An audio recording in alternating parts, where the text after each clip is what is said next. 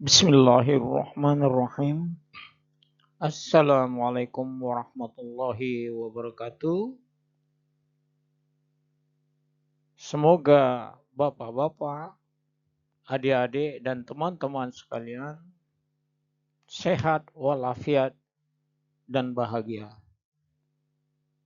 Mari kita teruskan mempelajari ship construction and stability pada pertemuan yang ketiga. Saya sebagai pemberi materi, penyampai materi, bahwa stabilitas konstruksi dan stabilitas ini sangatlah penting. Berulang-ulang kali saya katakan bahwa walaupun Anda seorang engineer, harus betul-betul tahu ship construction and stability. Jadi seperti satu kesatuan dalam tubuh kita, itu sudah disebut dengan tulang. Jadi kalau Anda tidak punya tulang, tidak akan bisa berdiri dan sebagainya. Marilah kita buka mempelajari pertemuan yang ketiga mengenai indikator 3. Indikator 3 ini kita akan mempelajari yang disebut dengan watertight integrity, watertight integrity, and watertight doors. Seperti pertemuan-pertemuan sebelumnya, kita harus mengerti dulu fungsi daripada watertight door. Fungsi daripada watertight door tentu yang utama adalah untuk safety. Bahwa watertight door ini tidak boleh terbuka pada saat kapal berlayar, kapal sandar, maupun kapal sedang berlabuh jangkar. Kenapa kok sampai betul-betul tidak boleh terbuka? Tentu pada saat difungsikan dia dibuka, dan setelah dibuka dia akan ditutup kembali agar kapal tersebut safety. Sebagai contoh, saya berikan satu. Ketika kapal berlayar, watertight door tidak boleh terbuka.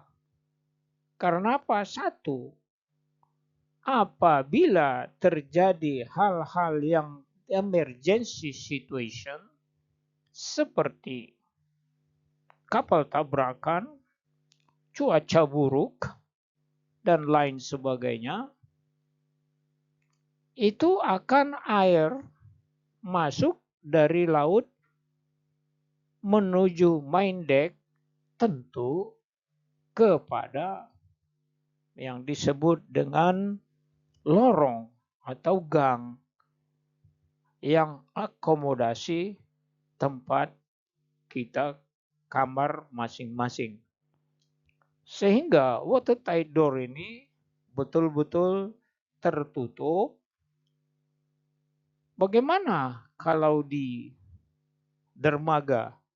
Tentu terutama kapal-kapal tanker yang betul-betul safety-nya sangat diutamakan, sehingga udara dari luar masuk ke dalam kabin melalui yang dinamakan gang tersebut, maka watertight door ini akan terbuka, maka akan berbahaya. Dan juga terhadap the engine department. Karena apa? Kalau terbuka, pada saat sekarang bahwa kita sudah full air condition system, sehingga kompresor bekerja keras untuk mendinginkan ruangan yang ada pada ruangan kapal itu sendiri. Apabila terbuka, maka udara luar akan masuk ke dalam, sehingga udara yang tadinya sampai dengan 16 derajat Celcius, maka dia akan naik suhunya sampai dengan 20 derajat Celcius. Sehingga chief engineer akan mensuplai yang dinamakan kompresor bekerja keras. Nah, tentu itu di kapal kargo. Bagaimana di kapal passenger? Tentu halnya sama. Apalagi kapal passenger, betul-betul watertight door itu sangatlah penting. Ini ada pada slide ini. Di sini adalah struktur bagaimana cara memasang daripada watertight doors atau watertight integrity and watertight doors. Mari kita lihat selanjutnya. Tentu watertight doors itu ada cara memasangnya, ada yang fix, ada yang sliding watertight doors. Nah, di sini ada Anda lihat keuntungan dan kerugiannya. Bisa Anda baca keuntungan, mudah dioperasikan, tidak memerlukan tenaga yang besar, bekerja dengan cepat, rapi dan menarik. Kerugiannya, mudah bergerak apabila kapal miring hingga 20 derajat. 2. Beban listrik yang banyak. Apabila rusak, maka pemeliharaannya agak sukar. Biayanya tentu bahannya mahal. Itulah yang keuntungan dan kerugian sliding watertight doors. Anda melihat, Anda di sini sketch arrangement of the power operated sliding watertight doors. Anda lihat yang warna kuning tersebut ini bisa digeser dengan manual atau dengan remote control atau push button. Itu yang ada biasanya pada kapal-kapal penumpang. Demikianlah pertemuan yang ketiga ini tentang watertight doors. Karena waktu juga lah yang memisahkan kita. Hari ini cukup sekian untuk pertemuan yang ketiga, sliding atau yang disebut dengan jenis sliding watertight doors pada indikator 3.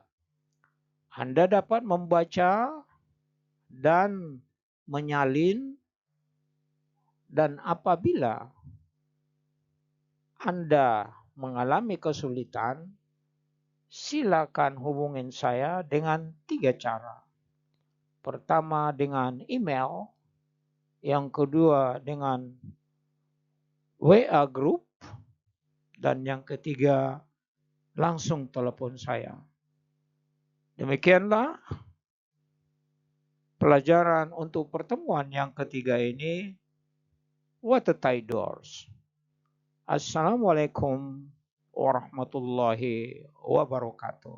Selamat malam dan bagi Indonesia Timur sudah malam. Terima kasih.